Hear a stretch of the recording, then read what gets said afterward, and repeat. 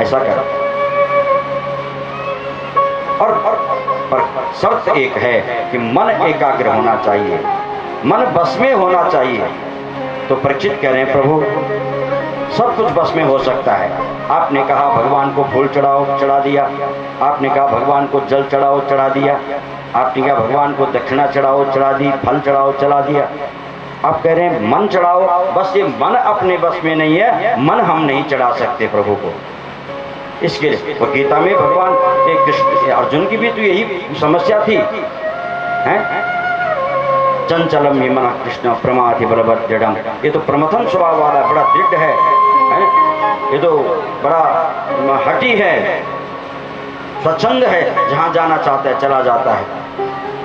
तब भगवान ने उसका समाधान किया वहाँ पर, अभ्यासेन तु कौन्तेय वैराग्येण जिगीषा। जब तक आप वैराग्य धारण नहीं कर, वैराग्य का मतलब है कि संसार से विरक्ति और परमात्मा से अनुरक्ति, भगवान के प्रति प्रेम जागृत करना, जागृत नहीं करोगे और जब जागृत कर दोगे तो अनुरक्ति अपने आप हो जाएगी, विरक्ति विरक्ति भी अपने आप स्वाभाविक हो जाएगी। इसके लिए आपको कुछ नहीं करना, मन को मोड़ना है और मोड़ करके प्रभु चरणों में लगाना है, प्रीति जगानी है, भक्ति जगानी है, तो आपका वैराग्य अपने आप हो जाएगा। ऐसा आप करेंगे तो आपका कल्याण हो जाएगा। इस प्रकार से कहा। फिर सद्यो मुक्ति और क्रम मुक्ति का वर्णन किया। सद्यो मुक्ति मैंने सद्य तत्क्षण, तुरंत। योगी लोग क्या करते हैं, अपने प्राणवायु को षट चक्र भेदन की रीति से प्राणों को सहस्त्रार में ले जाते हैं और वहां से भगवान का चिंतन करते हुए सहस्त्र कमल दल के बीच में कुछ समय तक वहाँ कुछ समय भगवान का ध्यान करके चिंतन करके और वहीं से प्राणों का विसर्जन कर देते हैं तुरंत। ये हुई सद्यो मुक्ति। और क्रम मुक्ति महाराज, क्रम मुक्ति कहते हैं जो चाहे कि मैं धीरे धीरे सभी लोगों को का सुख भोग करते हुए भूर्भुवः स्वः महाजना तपा सत्य, सभी लोगों में जाते हुए तो वो अपने इंद्रियों के सहित, ज्ञानेन्द्रियां, कर्मेंद्रियां, एक मन, भुंक्ते गुणान षोडश षोडशात्मकः, है ना। इससे सूक्ष्म शरीर के द्वारा वो निकले इस शरीर से और ब्रह्मलोक पर्यंत चलता रहे। बहुत विस्तार है, समय नहीं उतना, तो वहाँ जाकर के कुछ समय वहाँ सिद्धों के साथ, जो वहाँ ब्रह्मलोक में जो सिद्ध लोग रहते हैं, विमानों पर जो विचरण करते हैं, वहाँ उनके साथ में विहार करे, कल्प पर्यंत भी विहार करे। उसके बाद जो है भगवान के शिशुमार चक्र से लेकर के और अपने जब देखते हैं, वहाँ से जब नीचे देखते हैं तो यहाँ भगवान शेष के मुँह से निकलने वाले अग्नि के द्वारा समस्त संसार भस्म हो रहा है। उसको देख करके उनके मन में बड़ी पीड़ा होती है। फिर वहाँ से वो ऊपर चले जाते हैं और भगवान के वैकुंठ धाम में पहुँच जाते हैं और वहाँ वैकुंठ धाम में पहुँच करके फिर अपने उन्हीं से परम धाम में मिल जाते हैं, प्रभु से मिल जाते हैं। ये हुई क्रम मुक्ति। तो इसका वर्णन किया, सद्यो मुक्ति, क्रम मुक्ति। देखिए सीता जी थी यहाँ कहाँ, अशोक वाटिका में। तो सीता जी क्या करते हैं, राम का चिंतन करती करती राममय हो गई, अपने को भूल गई मैं सीता हूं। तो ये कैवल्य मुक्ति है, ये सद्यो मुक्ति है। और यहाँ भगवान राम सीतामय हो गए। सीता ब्रह्मविद ब्रह्ममय भवति, जो जिसका चिंतन करता है वो तदाकार हो जाता है। तो राम सीतामय हो गए, सीता राममय हो गए। तो ये भागवती मुक्ति का मतलब होता है, यह क्रम मुक्ति है। इसका वर्णन किया और उसके बाद परीक्षित ने प्रश्न किया, प्रभु भगवान सृष्टि कैसे करते हैं? अन्य कई प्रश्न किए। तो सुखदेव जी ने कहा, अरे मैंने तो अभी मंगलाचरण ही नहीं किया, भगवान का ध्यान ही नहीं किया। हम कोई भी काम करते हैं, हम जब कथा शुरू करते हैं तो कितने मंगलाचरण करते हैं, भगवान का ध्यान भी करते हैं, माता जी का भी करते हैं, गुरु जी का भी करते हैं, और जी का भी करते हैं, कई जी का ध्यान करते हैं। हमने तो मंगलाचरण अभी किया ही नहीं, तो मंगलाचरण करते हैं। नमः परस्मै पुरुषाय भूयसे सदुद्भवस्थान निरोध लीलया गृहीत शक्ति स्थितयाय देहिनाम अंतर्भवाया नुपुलक्ष्य पद्मने। मैं उस परम पुरुष पुरुषोत्तम भगवान को प्रणाम करता हूँ जो सत्व, रज और तमो तीनों गुणों का आश्रय लेकर के ब्रह्मा, विष्णु और शंकर रूप से इस संसार का सृजन करते हैं, फिर पालन करते हैं और फिर अपने में विलीन कर देते हैं, संहार करते हैं। ऐसे उस परम पुरुषोत्तम भगवान को मैं प्रणाम करता हूँ। प्रचोदितायेन पुरा सरस्वती वितन्वता च सतीं स्मृतिं हृदि स्वलक्षणया प्रादुरभूत् किलाश्यतः समीर्षीणां ऋषभ प्रसीदताम्। मैं उन परम पुरुषोत्तम भगवान ज्ञान के जो मूल कारण हैं, जिन्होंने तेने ब्रह्म हृदय आदि कवये मुह्यन्ति, अरे उन्होंने तो ज्ञान का प्रसारण किया, तो आदि कारण मूल कारण वही हैं ज्ञान के।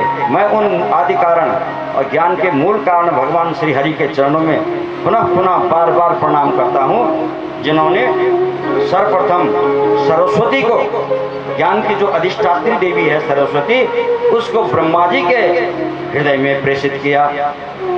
और सरस्वती माता अपने लक्षणों सहित, यानी जैसे वेद हैं, अपने वेदों के अंगों से, 6 अंग वेदों के अंगों के सहित समस्त शास्त्रों के समस्त ज्ञान विज्ञान ब्रह्मा जी के हृदय में प्रकट हो गया सरस्वती के प्रविष्ट कर होने से। तो जिन्होंने ये विलक्षण काम किया, ऐसा ज्ञान विज्ञान ब्रह्मा जी के हृदय में प्रेषित किया सरस्वती जी के माध्यम से, मैं उन भगवान जो ज्ञान के मूल कारण है उनके चरणों में बार बार प्रणाम करता हूँ। तपस्विनो दान परा यशस्विनो मनस्विनो मंत्रविदः सुमंगला क्षेमं न विद्यन्ति विनाय दर्पणम तस्मै सुभद्र स्रवसे नमो नमः। उन पुण्य कीर्ति भगवान को मैं बार बार प्रणाम करता हूँ, जिनके बिना नाम के कोई भी कर्म सफल नहीं होता है। तपस्विनो दान पर, कोई तपस्या करे, कोई दान करे, कोई पुण्य करे, कोई कुछ भी साधन करे, लेकिन जब तक उन प्रभु का मंगलमय नाम उसके साथ हम न जोड़ें, तब तक वो सब व्यर्थ है ना। मैं निवेदन कर रहा था, राम नाम को अंक है, सब साधन है शून, और अंक गए कछु हाथ नहीं, अंक रहे 10 गुण। ये भगवान का मंगलमय नाम ये अंक है।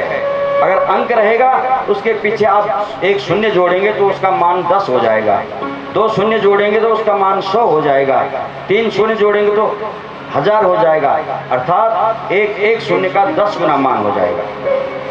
पर अंक रहे, अंक गए कछु हाथ नहीं, पर एक का अंक है तब, पर जब एक का अंक न रहे तब क्या होगा? आप 1000 शून्य लगा दो, उसका कोई मान नहीं, कोई मान नहीं उसका।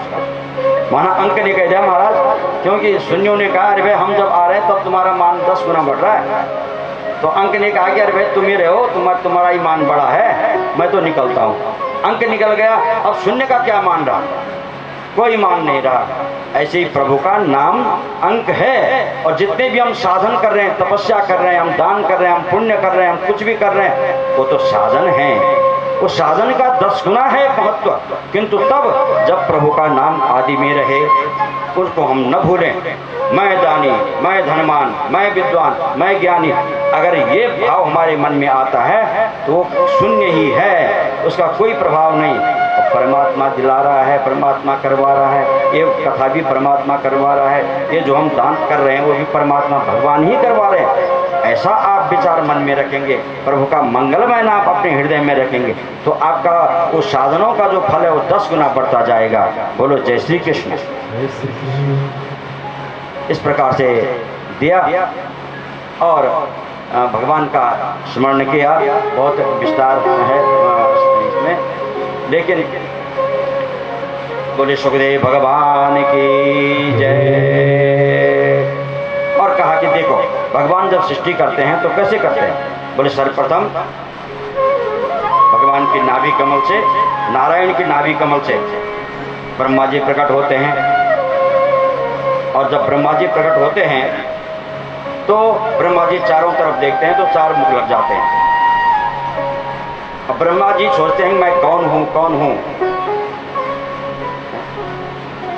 तो आकाशवाणी होती है तप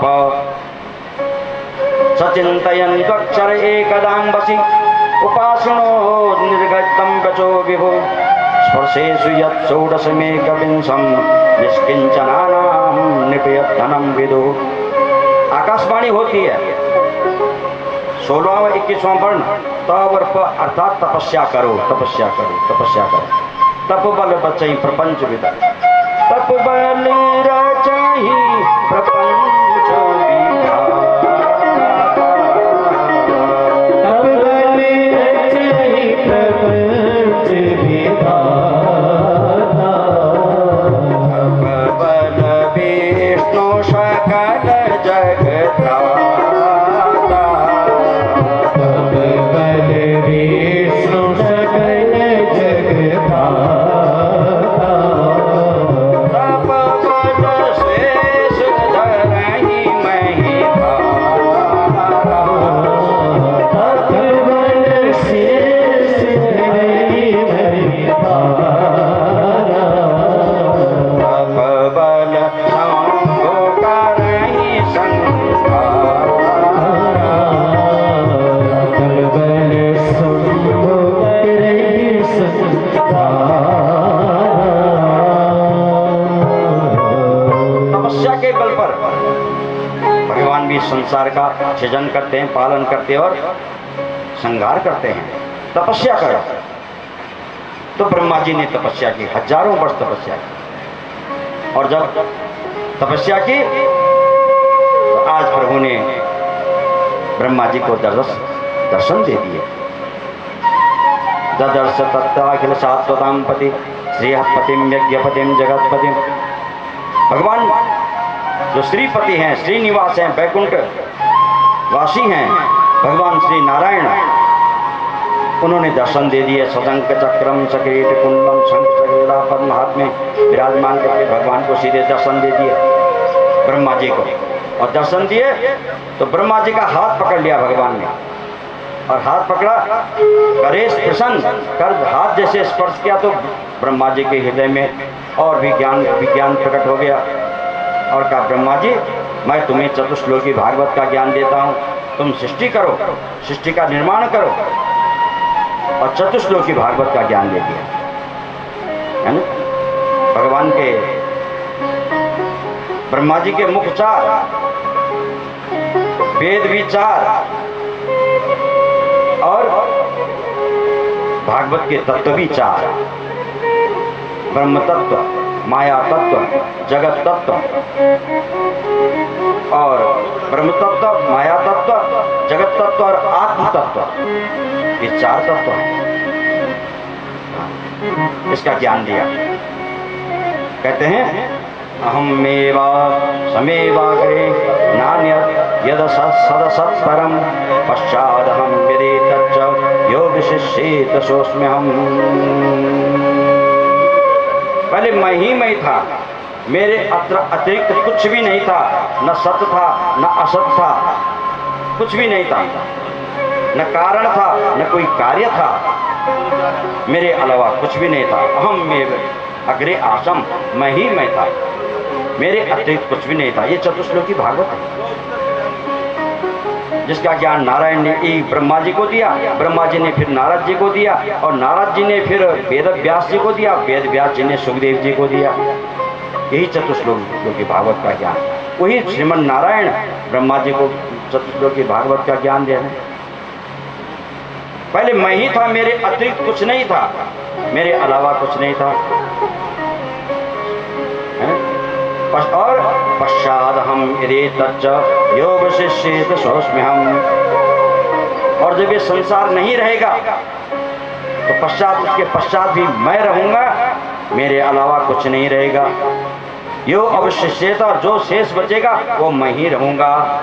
मानो आपके पास एक सोने का ईंट है, तो सोने का ईंट आपने घर में रखा हुआ है, आपको सूझा ये ईंट घर में किस काम का, मैं इसके आभूषण बना लेते हैं हम। तो आप गए ज्वेलर के पास और उसके आभूषण बना दिए, आभूषण बनाए, उनको धारण किया। कुछ समय बाद वो टूट फूट गए, उन आभूषणों का नाम पड़ गया। ये क्या है? बोलिए कंगन है, ये क्या है? ये नथनी है, ये क्या है? ये हार है। ये आभूषण के नाम पड़ गए। अब वो टूट फूट गए तो आपको फिर सूझा कि ये सब बेकार हो रहे हैं, टूट रहे हैं, इनमें कमी आ रही है। आप फिर ले गए उनको ज्वेलर के पास और फिर उनका वही ईंट बना दिया। तो जब वो पहले ईंट था तब क्या था? वो तब सोना था, और जब वो आभूषण बनाए तब भी उसमें सोना है। और जब आभूषण नहीं रहे फिर भी क्या बचा? यो अवशिष्येत सोच, वही तो बचा। क्या बचा? सोना बचा। तब सोना ही बचा।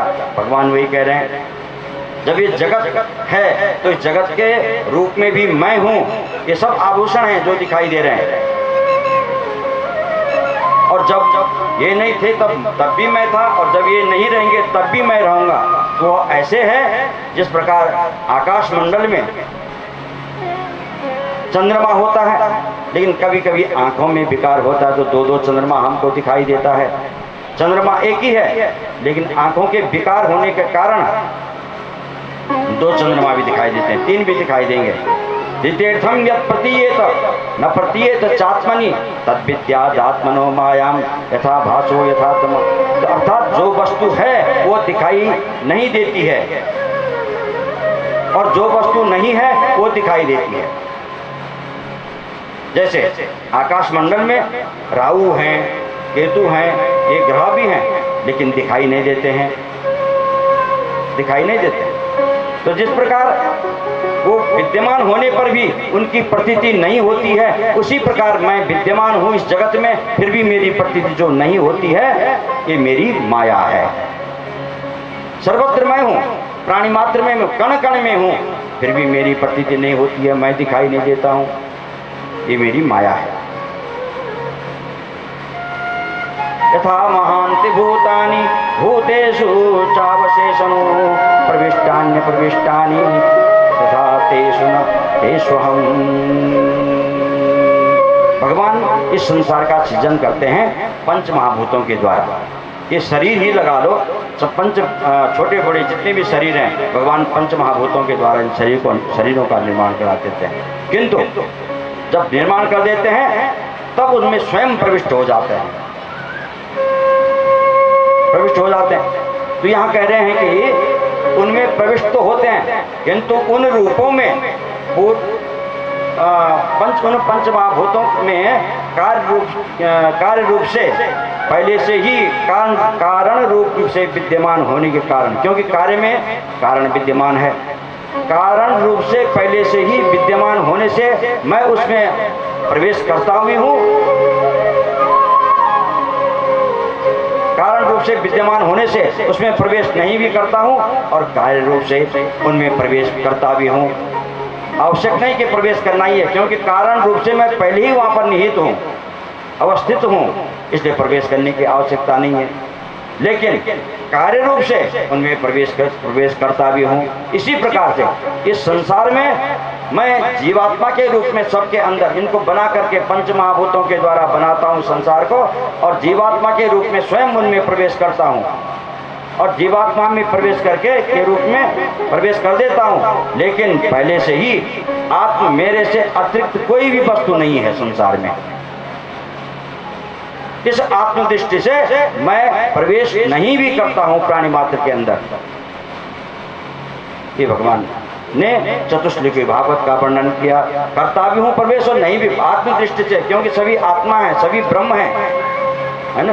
ब्रह्म सत्यम जगन मिथ्या, ये संसार तो मिथ्या है, ब्रह्म ही सत्य है। तो मैं आत्म रूप से उनके अंदर प्रविष्ट हूँ, इसलिए मुझे प्रवेश करने की आवश्यकता नहीं है। अन्वय व्यतिरेकाभ्याम यस्यात् सर्वत्र सर्वदा, मैं अन्वय और व्यतिरेक अन्वय क्रम अनुप्रविष्ट, अनुपश्चात है ना, अन्वय प्रविष्ट माने मैं उनके अंदर प्रविष्ट करता भी हूँ और नहीं भी करता हूँ।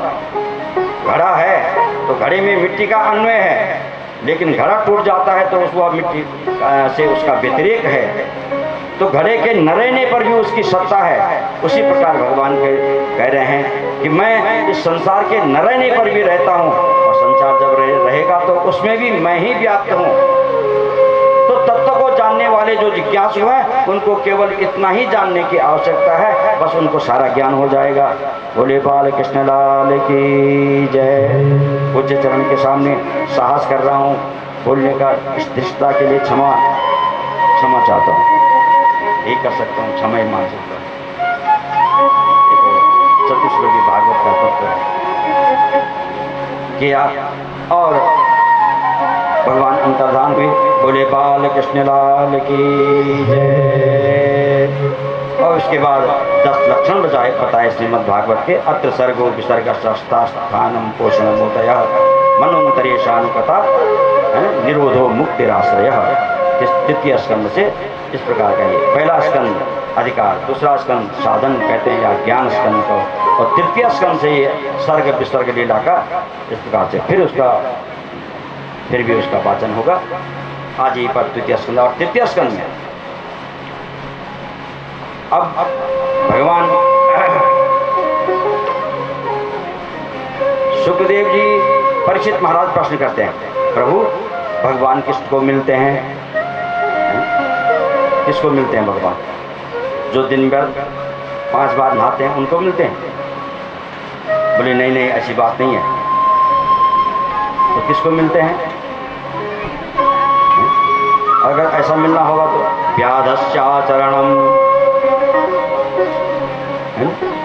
वो जो व्याध होते थे जब भगवान दंडकारण्य में जाते हैं, वहाँ होते हैं कोल भील किरात, जो 6-6 महीने तक भी नहाते नहीं हैं, उनको मिल जाते हैं। क्यों? उनका मन का भाव देखते हैं। बोले तो बड़ी बड़ी आयु वालों को मिलते होंगे। ध्रुवस्य च वयः, ध्रुव की आयु क्या थी? 5 वर्ष की आयु में ही भगवान मिल गए। विद्या गजेंद्रस्य का, विद्वानों को मिलते हो? बोले नहीं, गजेंद्र जो हाथी था कितना पढ़ा लिखा था। बड़ी बड़ी जाति वालों को मिलते होंगे? बोले नहीं, बड़ी बड़ी जाति भी नहीं देखते प्रभु। का जाति विदुरस्य यादव पते, विदुर जी की जाति क्या थी? दासी पुत्र थे, उनको मिल गए।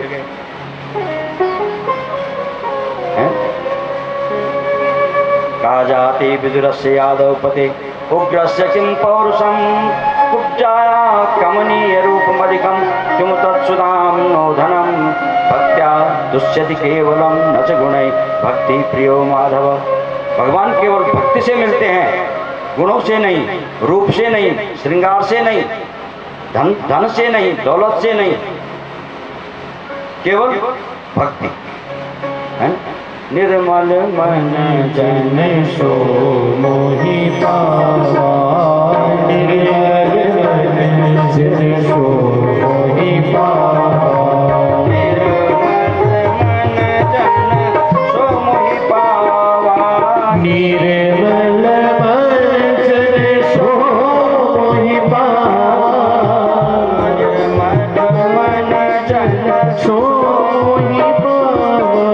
निर्मल मन जन सो मोहि पावा,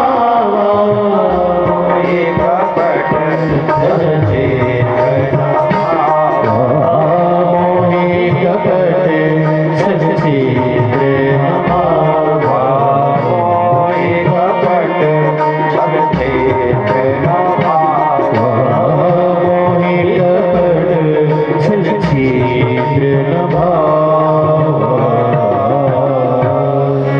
निर्मल मन। भगवान कहते हैं मुझे किसी संपत्ति की आवश्यकता नहीं, मैं किसी रूप पर प्रसन्न नहीं होता, किसी सौंदर्य पर प्रसन्न नहीं होता, मैं तो केवल हमको निर्मल मन जिसका हो, पवित्र मन जिसका हो, विमल मन, मैं उन पर प्रसन्न हो जाता। मुझे छल कपट के पसंद नहीं।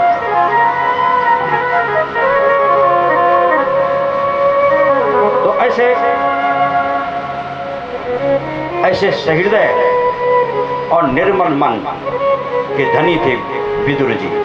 बोले विदुर जी महाराज की। इस प्रसंग को सुनना चाहता हूँ, परीक्षित कह रहे हैं। हाँ हाँ सुनो। यदा तो राजा स्वसुतान साधून पुष्णन्न धर्मेण विनष्ट दृष्टि भ्रातुर्यविष्ठस्य सुतान विबंधन प्रवेश लाक्षा भवने ददाह। फिर पांडवों के उस प्रसंग, महाभारत के प्रसंग पर आ जाते हैं। जब लाक्षा ग्रह में जलाने की कुचेष्टा की गई पांडवों को कौरवों के द्वारा, तो द्रौपदी के लाज गंवाने की चेष्टा की गई, अज्ञातवास दिया गया, 12 वर्ष का वनवास दिया गया, 1 वर्ष का अज्ञातवास दिया गया। ये सब झेला पांडवों ने। उसके बाद भी शांति नहीं हुई तो महाराज विराट के यहाँ सभा हुई, एक बार प्रयास किया जाए शांति का, और भगवान को शांति दूत भेजा बना करके श्री कृष्ण को। आज प्रभु शांति दूत बन करके आए और इधर विदुर जी बड़े भाई धृतराष्ट्र जी को समझा रहे हैं, भैया ये जो आपका बेटा है दुर्योधन, ये बड़ा अन्याय करने वाला है, इसके अंदर न्याय का कोई गुण नहीं है, ऐसे बेटे को निकाल देना चाहिए। देखो पूरे राष्ट्र में अगर एक जनपद को निकालने से राष्ट्र का हित होता हो तो निकाल देना चाहिए। एक प्रदेश में किसी समूह को, है ना, अगर निकालने से प्रदेश का हित होता है तो उनको निकाल देना चाहिए। एक नगर में किसी एक व्यक्ति के निकाल देने से अगर शांति होती है तो उसको निकाल देना चाहिए, क्योंकि पूरे नगर में शांति हो जाएगी। एक परिवार में किसी एक व्यक्ति जिसका आचरण गलत है उसको निकाल देने से अगर परिवार में शांति होती है उसको निकाल देना चाहिए। आपका बेटा ये बड़ा दुराचारी है और इससे आपके जीवन पर कलंक लग जाएगा, इसको निकाल दीजिए। ऐसा जब विदुर जी कह रहे थे, ये बात सुन ली बाहर से दुर्योधन ने, अंदर आया और पकड़ लिया हाथ पकड़ के बाहर निकाल दिया, निकलो यहाँ से, तुम्हारी कोई आवश्यकता नहीं है। दासी पुत्र, हमारे घर का अन्न खाते हुए शर्म नहीं आती तुझे और हमारी ही निंदा करता है, हटो यहाँ से।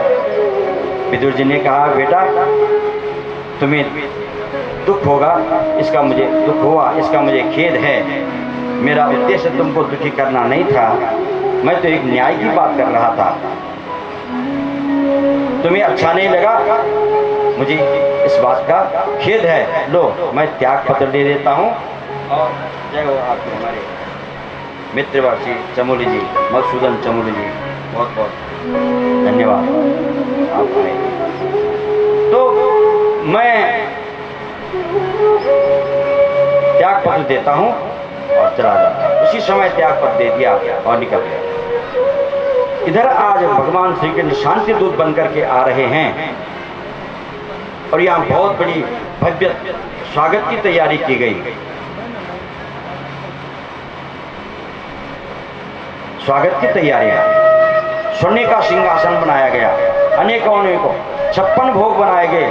आज द्वारिकाधीश आ रहे हैं और जैसे आए द्वारिकाधीश, बहुत भव्य स्वागत किया और भगवान पधारे, विराजमान हुए। भगवान देख रहे हैं विदुर को, मेरा विदुर कहाँ है, लेकिन विदुर अब मंच में नहीं है। बोलो जय श्री कृष्ण। आप लोग इधर ही ध्यान रखो, आने जाने वाले आते हैं फिर जाएंगे, आप लोग ध्यान इधर ही रखें। तो विदुर कहाँ होगा, विदुर नहीं दिख रहे हैं। अब विदुर जी मंच में नहीं है, विदुर जी अब नीचे जनता के साथ बैठे हुए हैं, क्योंकि अब तो त्याग पत्र दे दिया। हाँ, एक केले के वन में एक कुटिया बना ली विदुर जी ने, तो वहाँ रहते हैं पत्नी सुलवा के साथ में। बैठे हैं। यहाँ दुर्योधन बड़ी चाटुकारिता से कह रहे हैं, प्रभु गोविंद आप पधारे, बहुत बहुत स्वागत आपका, लेकिन अभी तक आपके आने का जो कारण है वो अज्ञात है। आप बताएं, आप किस लिए कष्ट किया आपने? भगवान ने कहा, ये दुर्योधन, मैं तुमको सुयोधन बोलता हूँ, दुर्योधन नहीं बोलता हूँ।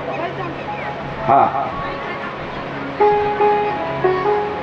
मेरी माता जी बता रही है, माता जी को प्रणाम आपका।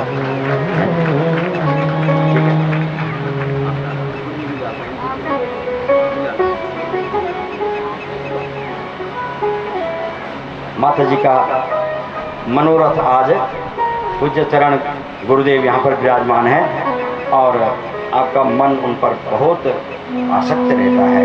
हमारे गुरुजी हमारे गांव में रहे, हमारे घर में रहे, तो बड़ा प्रेम, बड़ा स्नेह है उनका। इस स्नेह से हो आज उनको आज डबल लाभ हो गया। यहाँ कथा में भी आ गई और गुरुजी का दर्शन भी हो गया। बोलो जय श्री कृष्ण। बड़ी प्रसन्न होती है जब गुरुजी का नाम सुनते हैं, तो बड़ी प्रसन्न होते हैं माता जी। ये अतिशयोक्ति नहीं है, बड़ाई नहीं है, सत्य बात है। गुरुजी जानते हैं, गुरुजी कुछ बात का अनुभव है, बहुत प्रसन्न। तो महाराज आप लोग चुपचाप जो है अपने आए और जाएं, कथा में व्यवधान ना हो।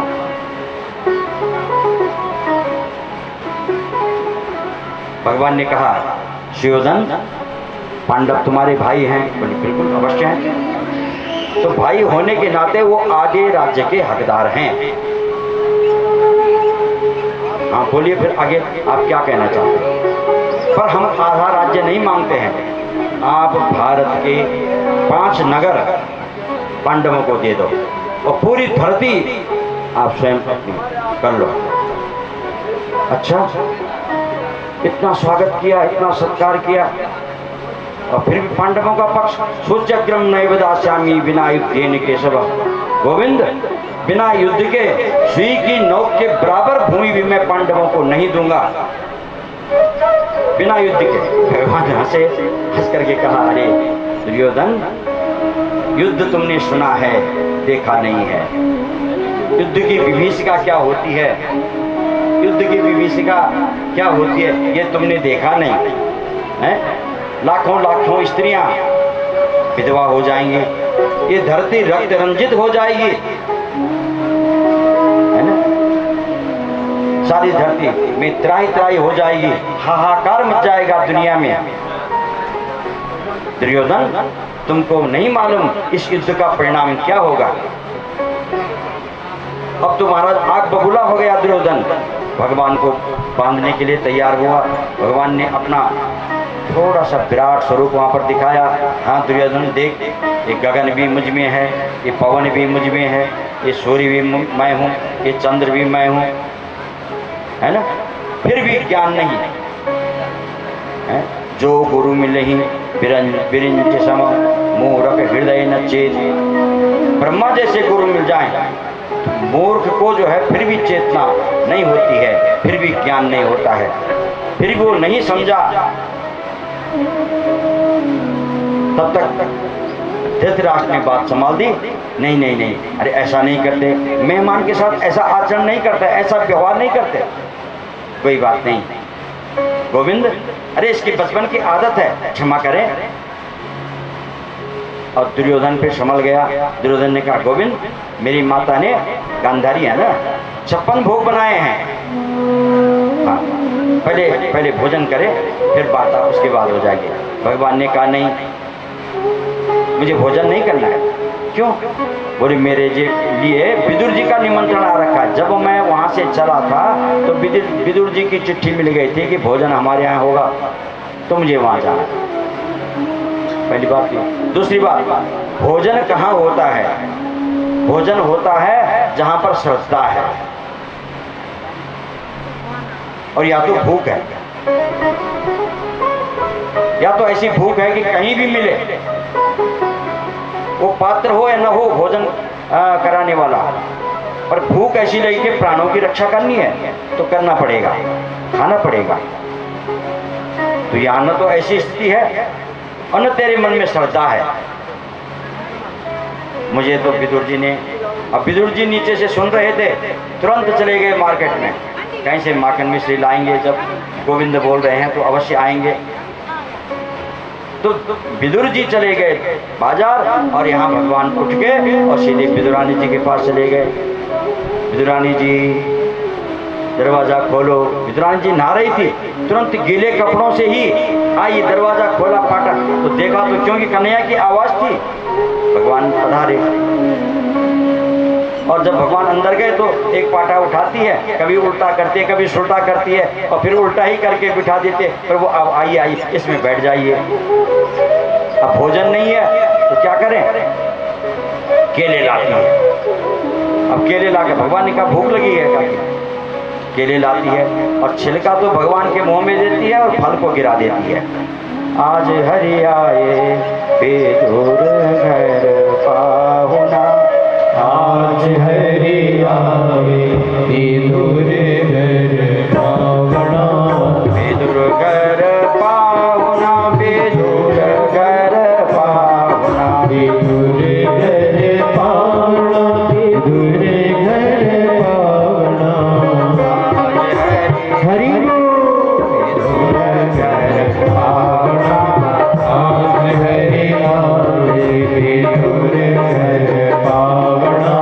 विदुर नहीं घर थी विदुरानी, विदुर नहीं घर थी विदुरानी, आवत देखी सारंग पानी, आवत देखी सारंग पानी। मन में चिंता व्यापी, मन में चिंता व्यापी, भोजन कहाँ ते जीवाना, आज हरि आए विदुर घर पाहुना। आज हरि आए विदुर घर पावना। विदुर जी के घर में भोजन कुछ है ही नहीं। विदुरानी सोचती है कि भोजन क्या करूं, हैं? कहाँ से जीवाऊं, कैसे जीवाऊं, भगवान को भोजन कैसे कराऊं। भगवान भूखे हैं, बड़े प्रेम से केले लाई, बड़े प्रेम से केले लाई, बड़े प्रेम से केले लाई, बड़े प्रेम से केले लाई। छिलका देत प्रभु मुख माही, छिलका देत प्रभु मुख माही, गिरी गिरी सब देत गिराई, हो गिरी गिरी सब देत गिराई। लागी प्रेम सुभा, हरि आज हरि आए विदुर घर पाहुना। बड़े प्रेम से छिलका भगवान के मुंह में देती है, फल सब गिरा देती है प्रेम से। नहीं मालूम कितनी विभोर हो जाती है ना, इतनी लीन हो जाती है, इतनी तन्मय हो जाती है कि नहीं मालूम कि मैं छिलका खिला रही हूँ, और भगवान को भी नहीं मालूम कि मैं छिलका खा रहा हूँ, और भगवान भी बड़े प्रेम से खा रहे हैं। लागी प्रेम सुभावना, आज हरि आए विदुर घर पावना। आज हरि आए विदुर घर पावना। इतने में ही विदुर घर आए, इतने में विदुर घर आए, खरे खोटे वचन सुनाए, हरे कोटि वचन सुहाए। कहाँ गई तेरी भावना, आज हरि आए विदुर घर। विदुर जी आए, देखा तो छिलका खिला रही है। विदुर जी जब आए तो छिलका खिला रही है, तो विदुर जी ने कुछ खरी खोटी सुना दी। क्या हुआ तुझे, तू छिलके खिला रही है भगवान को, मेहमान को छिलके खिला रही है, कहाँ गई तेरी भावना, आज हरि आए विदुर घर। लेकिन भगवान ने विदुर जी को रोक दिया। खट्टे मीठे रूखे सूखे, खट्टे मीठे रूखे सूखे, हम तो विदुर जी प्रेम के भूखे, हम तो विदुर जी प्रेम के भूखे, हम तो विदुर जी प्रेम के भूखे, हम तो विदुर जी प्रेम के भूखे। जागी रही जो भावना, आज हरि आए विदुर घर पावना। आज हरि आए विदुर घर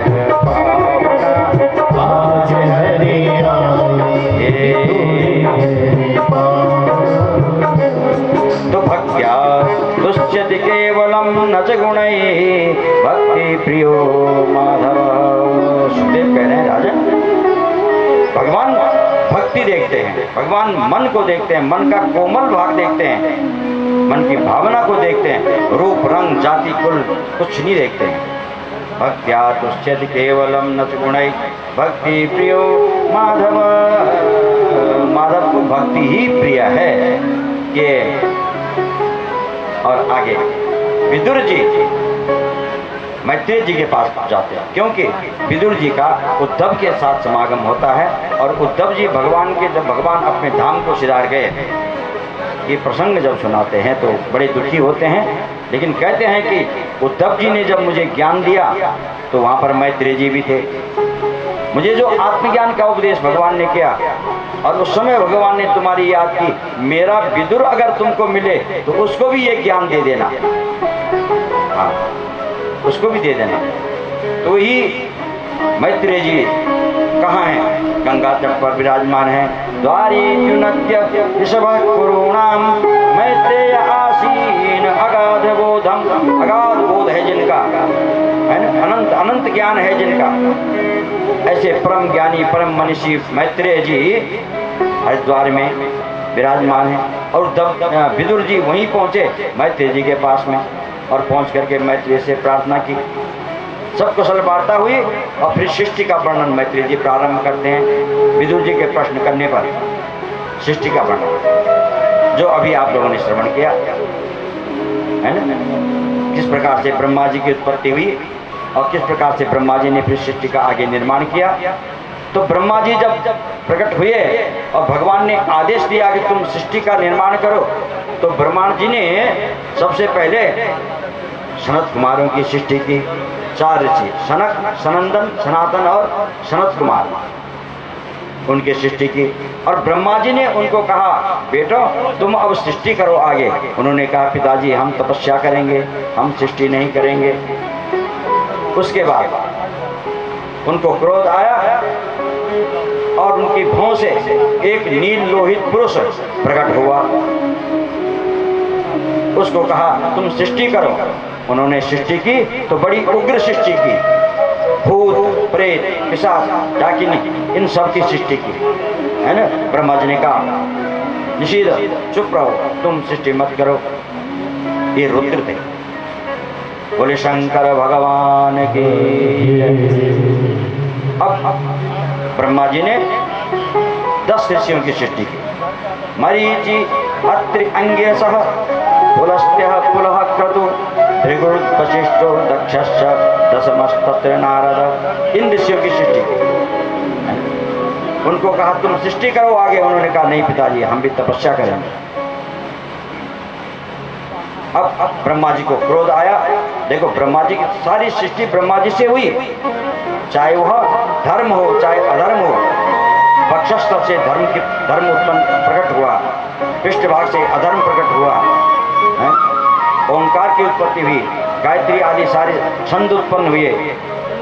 ब्रह्मा जी के शरीर से समस्त सृष्टि, छाया से कदम ऋषि की उत्पत्ति हुई।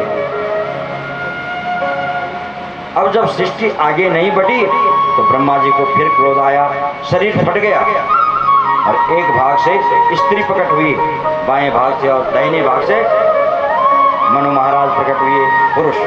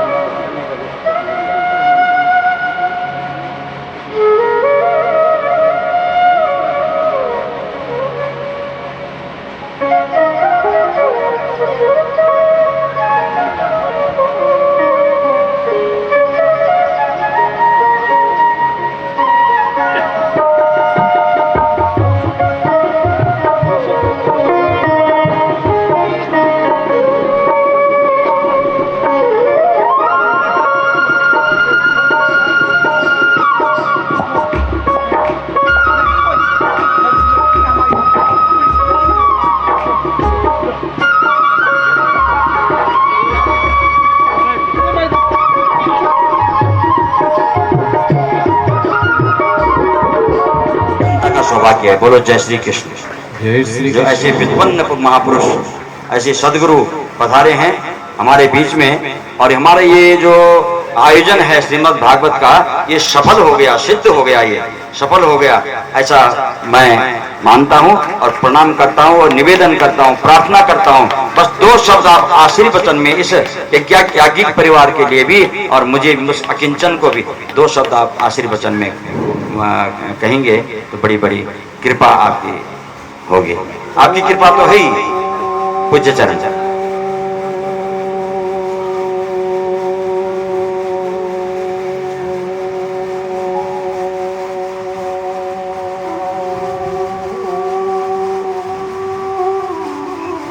स्वाचार्यं श्रीधरं शान्तं सदाचार्यं यतिं गुरुं श्रीनिवासं मुक्तिनारायणं रामानुजं भजे। लक्ष्मीनाथसमारम्भां नाथयामुनमध्यमाम् अस्मदाचार्यपर्यन्तां वन्दे गुरुपरम्पराम्। तस्मै रामानुजार्याय नमः परमयोगिने यस्मृतिसूत्राणाम् अन्तर्गर्मशीशमत् यस्य दुरदभक्ताद्या पारिषद्या परसतं विघ्नं निघ्नन्ति सततं विश्वक्षेणं तमाश्रये। शुक्लाम्बरधरं विष्णुं शशिवर्णं चतुर्भुजं प्रसन्नवदनं ध्याये सर्वविघ्नोपशान्ते। यस्य स्मरणमात्रेण विद्रवन्ति सुरारया सहस्रार नमस्तुभ्यं विष्णुपाणितलाश्रयः। ॐ शङ्खं चक्रं च चापं परशुमशमिषुं शूलपाशाङ्कुशास्त्रं बिभ्राणं वज्रखेटो हलं सद्गदा कुन्तमत्युग्रदर्पं ज्वालाकेशं त्रिनेत्रं ज्वलतर्निभं हारकेयोरभूषं ध्याये षट्कोणसंस्थं सकलकुलप्राणसंहारचक्रं यस्मिन् विन्यस्य पारं विजयिनि जगतां जङ्गमस्थावराणां लक्ष्मीनारायणाख्यं मिथुनमनुभवत्यत्युदारान् विहारान् आरोग्यं भूतिमायो कृतमुद्भवना यद्यदास्तापदं तत्तत्सद्य समस्तं भवता दिव्यहे चक्षवर्तिः। ॐ शान्ति शान्ति शान्ति। कृपा करके श्रद्धेय पूज्य चरण श्री व्यास जी,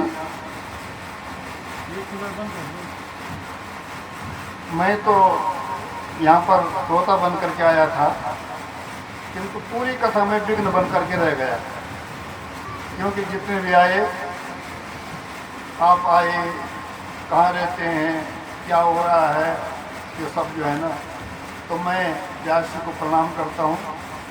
और जब भागवत की कथा होती है, मैं आपको एक निवेदन कर रहा हूँ।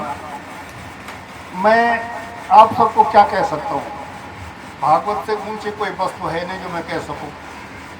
भागवत की कथा आप मंच से श्रवण कर रहे हैं, अब बताइए, आप मुझे बताइए कि मैं भागवत से कोई ऊंची चीज़ कह सकता हूँ, क्योंकि भागवत से ऊंची चीज़ तो कोई है ही नहीं। भाग का अर्थ होता है बीज, बीज हम सर्वभूतानां, सबके बीज जो है परमात्मा है। और गौ का होता है वो बीज जब गतिशील होता है तब जो है ना, गतिशील होने के लिए उसमें वो माने परमात्मा का जो है ना वशीकरण होता है, परमात्मा उसमें निवेश करते हैं और वो तत्पुरुषाय विद्महे वहाँ तक पहुँच जाता है। तो सज्जनों, भागवत की कथा के बराबर तो कोई भी चीज़, बोलने वाली चीज़ ऊंची है ही नहीं। इसलिए मैं आपको है ना, यहाँ पर जितने भी व्यासपीठ के सामने इस मंच पे बड़े बड़े प्रकांड विद्वान बैठे हुए हैं, आए हुए बहुत से कथावाचक हैं, और भक्तिमती, गंगामती, राधामती और जो है ना सरस्वती स्वरूपा, समस्त मातृ समूह जितने भी हैं, आप सब लोग, आप सबके जनता जनार्दन के चरणों में मैं सबसे पहले प्रणाम करता हूँ। उसके बाद आप ये समझ लीजिए, मैंने आप सबके चरण छू लिए हैं। अब मैं चरण छू करके मैं जो है ना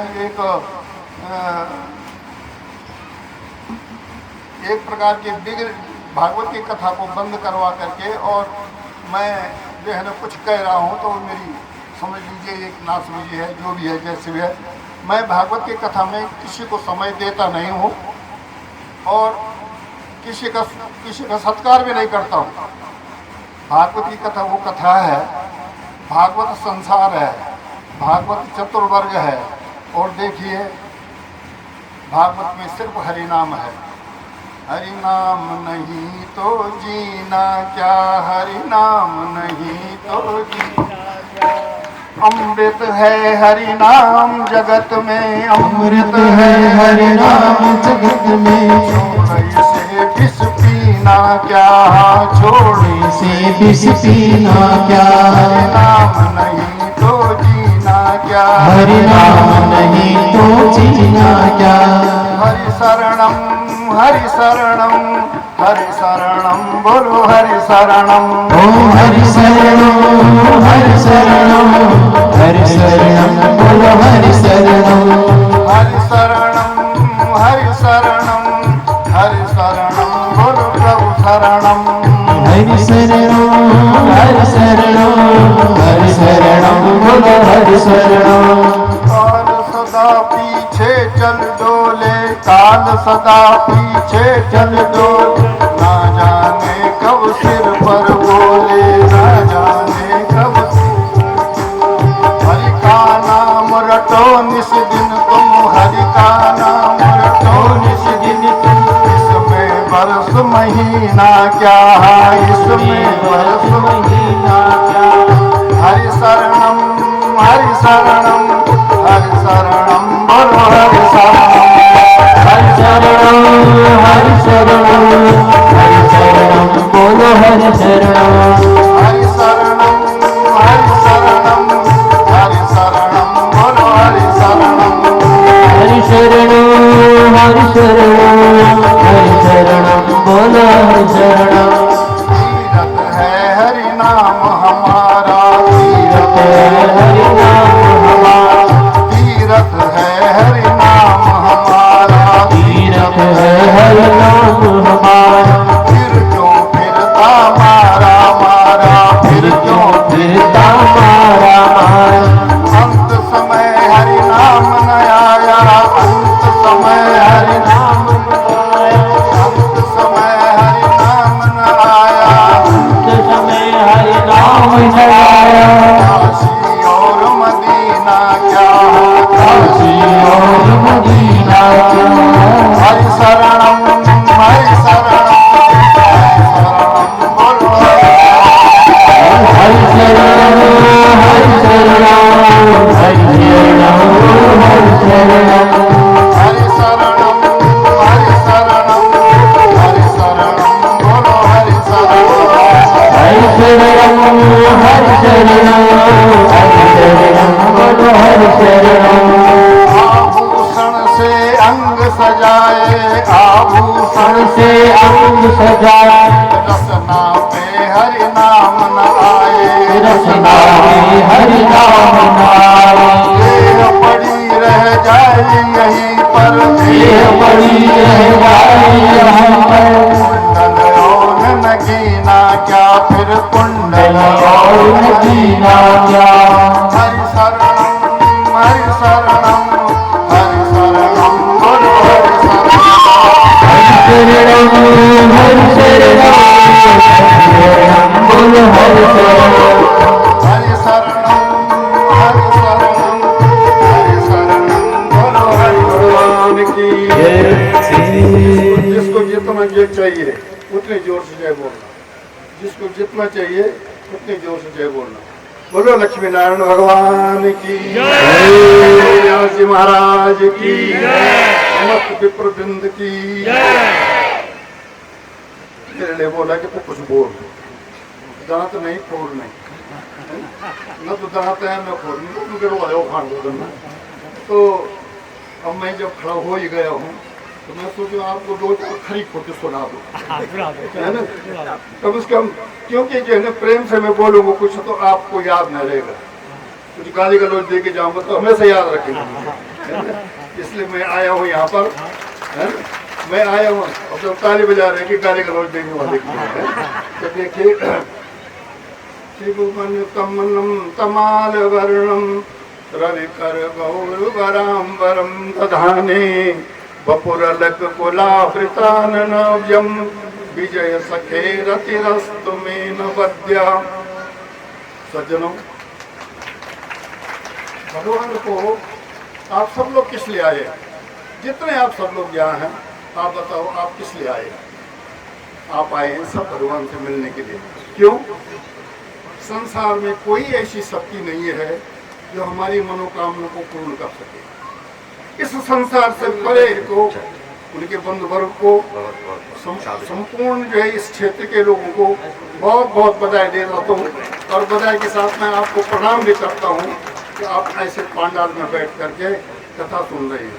तो गाली भी सुन लो। कथा मैंने भी नहीं सुनी, न मैं कथा सुनने के लिए आया हूँ। मैं कथा सुनने के लिए नहीं आया, क्योंकि अगर मैं कथा सुनने के लिए आता तो मैं 2 बजे से पहले आ जाता। यत्र यत्र रघुनाथ कीर्तनम तत्र तत्र कीर्तमस्तकांजलिम बाष्पवारि परिपूर्ण लोचनम मारुतिम नमत राक्षसांतकम। कथा सुनते हैं हनुमान जी, सबसे पहले आते हैं। मेरे जैसे आगे नहीं बैठते, सबसे पीछे बैठते हैं। और जब तक कथा होती है तब तक रोते रहते। रोने में बहुत दुख है। हमने जब जन्म लिया तो रोने लगे, और रोने लगे तो दुनिया में रोने के अलावा और कुछ है नहीं। किंतु एक रोने में बहुत आनंद है। कौन से रोने में? अगर वही रोना जब हम संसार के लिए रोते हैं, हमारी आंसू निकलते हैं, मुंह भी जाते हैं, वो नमकीन होते हैं। वही भगवान के प्रेम में अगर वो आंसू निकल जाए और मुंह में चले जाए तो मीठा होता है। आप इसको जो है अनुभव करके देख लो तो देखिए, हम सब लोग, आप सब लोग भगवान को मिलने के लिए आए हैं। और जो लोग यहाँ पर कथा सुनने के लिए आते हैं उनको 2 बजे आ जाना चाहिए। अगर समय नहीं मिलता है तो बाद में आइए, किंतु यहाँ मंच पे मत आइए। मेरे हिसाब से इसी को ये गाली है, क्योंकि मंच में आने से जो लोग पहले आ गए हैं और जो कथा सुन रहे हैं उनके बीच में आप व्यवधान बन जाते हैं। आपको पुण्य नहीं होता है, पाप होता है। आप अपनी भेंट चढ़ाना चाहते हैं ना, आप व्यास जी जब आपको आशीर्वाद देंगे आकर के आप भेंट चढ़ाइए आरती के बाद। और जो है ये होता है कथा का नियम। दूसरी बात ये है, व्यास के गले में रुपयों की माला कभी मत डालिए। वो व्यास जो है ना, रुपयों की माला का पात्र नहीं है। रुपये ये अपमान है, सम्मान नहीं है। क्यों? ये रुपये न जाने कहाँ कहाँ जाता है, कसाई में भी जाता है। ठीक है, आप नई माला लेकर के आए हैं, बहुत अच्छा है। क्योंकि जब आप बहुत अच्छी माला लाएंगे, मेरे हिसाब से ये तो गाली है, आप डालेंगे, सामने बैठ जाएंगे और अपनी माला ही देखते रहेंगे, कथा नहीं सुनेंगे। व्यास जी जो है कितनी सुंदर माला पहन करके वो कथा कर रहे हैं, मैं अपनी माला देख रहा हूँ। गढ़वाल के अलावा देशों में कहीं व्यास के गले में माला नहीं पड़ती है, रुपयों की माला है ना। ये जो है ना, और व्यास जी को धारण भी नहीं करनी चाहिए। इसलिए रुपये से, अगर भगवान रुपयों से मिल जाते तो टाटा बिरला उनको आज बंद कर देते। भगवान मिलते हैं आपके रोने से, भगवान मिलते हैं आपके प्रेम से। और भागवत का यही अर्थ है, अगर आप संसार से प्रेम कर रहे हो और भगवान से व्यवहार कर रहे हो, आपकी मनोकामना पूर्ण होने वाली नहीं है। भगवान से प्रेम करो, संसार से व्यवहार करो। हम भगवान से के पास में जाते हैं, मेरा बेटा, मेरा घर, मेरी संपत्ति, मेरा ये, मेरा में जो है ना, हमारा सारा चला जाता है। और अगर हम मेरा छोड़ करके तेरा स्वरूप कर दें, भगवान से प्रेम करें, आप लोग उसे व्यवहार करें, हमारा कल्याण उसी को। और पढ़ाते को सभी सबको पढ़ाते हैं। मुझे बड़ी खुशी है कि बहुत अच्छी कथा कह रहे हैं और भावपूर्वक कर रहे हैं। किंतु बीच बीच में जब सब आप लोग आ रहे हैं तो उससे जो कथा में विघ्न पड़ता है, न यजमान सुन पाते हैं। जिस चीज़ के लिए हमने ये कथा की है, भगवान से मिलने के लिए हमने भगवान की कथा की है। तब कथामृतम तप्त जीवनम कविविदितम कल्मषापहम श्रवण मंगलम श्रीमदाततम भुवि गृह्णन्ति ते भूरिदा जना। भीष्म पितामह कहते हैं प्रथम स्कंद में, मैं पहले कह रहा था कि त्रिभुवन कमलम समाल वर्णम अब आप किसी को सुंदर देखो, आपने कितना सुंदर मंडप भी बनवा रखा है, और मंडप बना करके क्यों? क्योंकि इसमें आप आएंगे, जिनका जनार्दन आएंगे और भगवान विराजमान होंगे। ठीक इस मंडप को आप अपने अंदर ले जाइए, और येषां त्वन्तगतं पापम जनानां पुण्यकर्मणां ये द्वंद्व मोह निर्मुक्ता भजन्ते मां विगतगता। जिसके अंदर से सारा कवाड़ निकल गया है, वहाँ भगवान विराजमान होते हैं। जैसे इस स्वच्छ जगह में आप विराजमान हो रखे हैं, ऐसे आपके हृदय में अगर ऐसा स्वच्छ हो, है ना, तो अपना श्रीमद् भागवत के द्वितीय स्कंध में आता है कि जो पवित्र मन है, पवित्र जो आत्मा है, जो उसमें भगवान जब विराजमान होते हैं उसको छोड़ते नहीं है। कैसे नहीं छोड़ते हैं? जैसे आप यात्रा गए और यात्रा से आकर के थके हुए हैं, अब आप अपने घर को नहीं छोड़ते हैं, है ना। भूतात्मा जो पवित्र जो आत्मा होता है, कृष्ण पाद मूलम न मुंचति मुक्ता सर्व परिक्लेश पांथा स्वशरणम यथा। जैसे बटोही अपने घर को नहीं छोड़ता है, वही उसको विश्राम मिलता है। हमारा ये घर नहीं है। हम जिससे प्रेम करते हैं, हमको प्रेम करना नहीं आता है। हम इन लोगों से प्रेम करते हैं, इन लोगों से प्रेम करते हैं। इतने बड़े बड़े घर बनाए आपने, इतनी बड़ी जमीन दी इनको, इतनी बड़ी संपत्ति दी, और ये अंत में क्या करते हैं? अपने को गाड़ी के ऊपर बैठते हैं और आपको गाड़ी के नीचे उठा करके जो हरिद्वार ले जाते हैं, है ना। अब गाड़ी पहले तो लोग ऊपर छत में ले जाते थे, अब गाड़ी के नीचे घुसेड़ करके जो ना अपने को ऊपर बैठने ले जाते हैं। ये है संसार। और समय पे जो है ना, जो जाने वाला होता है वो सबको फोन करता है। उसके बेटे अगर विदेशों में भी है तो सबको फोन करता है, सब आते हैं। कोई ऐसा नहीं कहता कि आप जा रहे हैं तो आपके लिए हमने क्या करना है। सब यही कहते हैं कि हमने क्या, हमारे लिए बताओ हमने क्या करना है। अरे हम तो सब इकट्ठे हैं ना, पहले उससे पूछो ना कि जो जा रहा है आपके लिए हम क्या कर सकते हैं ना। कोई जो है नहीं कि पूछते है उसके लिए कि तुम्हारे लिए हमने क्या करना है, आप हमको बताओ हमने क्या करना है, हमने क्या करना है। सब अपने अपने रोते हैं। इसका नाम संसार है। जिनसे आप प्रेम करते हैं वो अभी उनसे व्यवहार करना ठीक है। तो भीष्म पितामह भगवान कृष्ण के ध्यान में कहते हैं, त्रिभुवन तमालवर्णम, हे भगवान संसार में आपसे सुंदर कोई नहीं है। त्रिभुवन कमनम तमालवर्णम, मैं दुनिया भर में घूम गया प्रभु तुमसे सुंदर कोई नहीं। राधा के पति ग्वालों के सखा, हे भुवन समंदर कोई नहीं। तो मैं अब प्रसंग तो एक के बाद एक चले आते हैं। वैसे भी ये कह रहा हूँ कि भीष्म का माँ जब बाणों की सय में पड़ा हुआ था और शांतनु का बेटा है, आजन्म ब्रह्मचारी है, तो फिर दुर्योधन के पास में जाके खड़ा हो गए। पांडवों के साथ में रहते ना, क्यों नहीं रहे? अरे इतना ज्ञानी, इतना विद्वान, इतना जो है तपस्वी भीष्म पितामह कौरवों के साथ में खड़ा रहा। क्यों रहा? इसलिए रहा इन कौरवों के साथ में मुझे भगवान में, मुझे अंत में जो भगवान के दर्शन होंगे। भगवान किसी भी प्रकार से मिले, आप पुण्य भूमि में रहिए, पाप भूमि में रहिए। देखिए हम जो इस उत्तराखंड में रहते हैं, हमारे सिर पे बद्रीनाथ जी हैं, केदारनाथ जी हैं, गंगा जी हमारे ऊपर से बह रही है, यमुना जी आ रहे हैं, सारी पवित्र भूमि है। और हमारा खान पान क्या है? मद्यपान कर, है ना। तो इस उत्तराखंड की पवित्र भूमि में रह करके मदिरा मांस का हम सेवन करेंगे, हमारी न बुद्धि शुद्धि होगी, न हमें परमात्मा मिलेंगे। और हम हमेशा जो है ना, एक भागवत से सबका कल्याण हो जाता है, एक नाम से सबका कल्याण हो जाता है।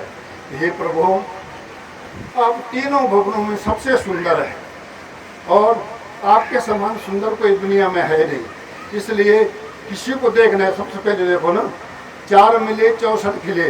जो 2 मिलते हैं ना, तो 2 आँख उसकी और 2 आँख मेरी। कोई सज्जन आया तो मिले 4 मिले, 4 मिल गए, 4 मिले 64 खिले। उसके बाद जो है ना 32 दांत आपके और 32 मेरे। खुशी हुई आपसे मिलने के, थोड़ा मुस्कान आया। और अगर सज्जन से सज्जन मिलता है तो 3.5 करोड़ बार आपके, 3.5 करोड़ बार मेरे, ये जो 7.5 करोड़ जो है ना, ये पुलकित हो जाते हैं। तो ये प्रभु, आप दुनिया में सबसे सुंदर हैं। आपको देखने के बाद फिर किसी को देखने की आवश्यकता ही नहीं पड़ती है। आपसे मिलने के बाद किसी से मिलने की आवश्यकता नहीं है। आपको आपके संग में रहने के बाद, है ना, किसी के संग में रहने की आवश्यकता नहीं है। इसलिए एक ही दुनिया में एक ही शक्ति है जो हमको कभी धोखा नहीं देती है, वो हमारे भगवान हैं। उससे प्रेम करना सीखो, उसका नाम लेना सीखो, वही आपकी सारी समस्याओं को दूर करता है। भगवान की कथा सुननी है तो कथा सुनना सीखो। हमको कथा सुनना नहीं आता है, हमको जो है कथा में बैठना नहीं आता है ना। जब आप जो है ना पांडाल के गेट के अंदर आ जाते हैं, आपको मुंह बंद, व्यास जी का मुंह खुला। और जब आप व्यास जी कीर्तन करवाते हैं तो आपका मुंह खुल जाना चाहिए। यहाँ सेवा सौंदे नहीं होंगी, है ना।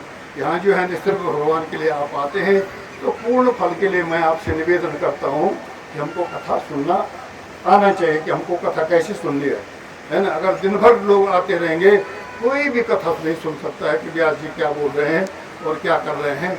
आप आइए, विराजिए, अपने भेंट भाग में चढ़ाइए, तो भगवान से प्रेम करिए।